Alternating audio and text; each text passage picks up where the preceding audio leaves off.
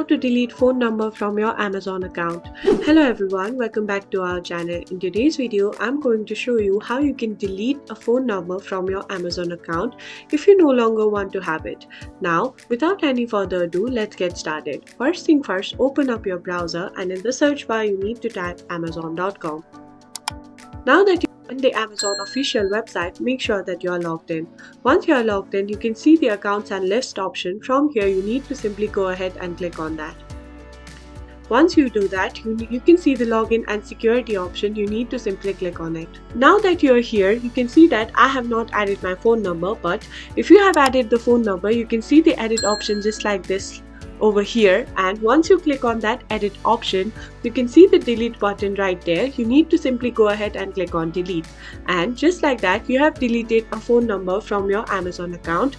If you find this video helpful, please give us a thumbs up, subscribe to our channel, and I'll see you in the next video.